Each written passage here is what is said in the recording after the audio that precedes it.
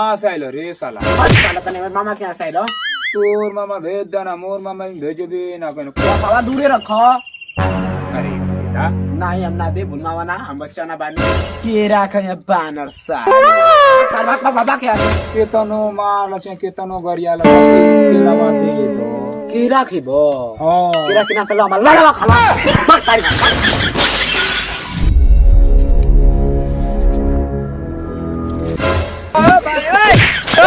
वो बाप पगला साला का पूरा फोड़ दलो बाप पंचायत उठो बाबूजी सारा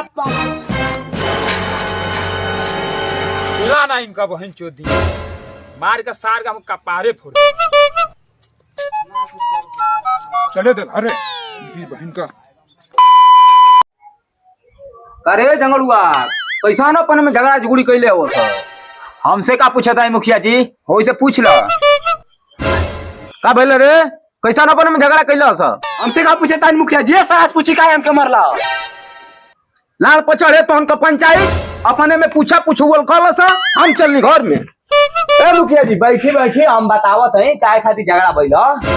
मुखिया जी केरा खातिर मार देलो सो करे साला केरा खातिर कपार फोड़ देले हो।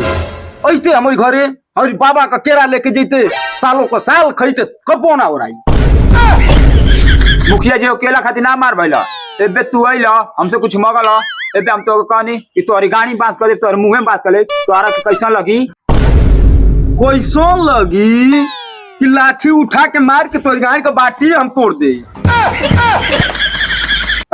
सुन जतना तो घरे हितई से केरा आई। अरे मुखिया जी सुनी हमारे लड़का का 5-6 लीटर खून गिरल बा और जोन केरा नुकसान भइल बा ओकर भरपाई के करी?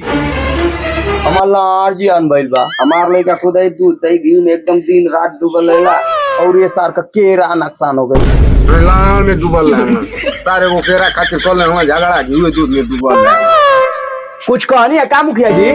हाँ कहली ना सुन जतना तोरी घरे हितई से केरा आई सब एकरी घरे जाए के चाहिए। आ तू सुन काल हमारी घरे कटी बकारा 5-6 लीटर खून की जगह 10 लीटर खून लेके जाइए आ ले जाके नाक में है कान में है मुंह में है गाड़ी में है भरवा के आ डॉक्टर के यहाँ चल जाइए।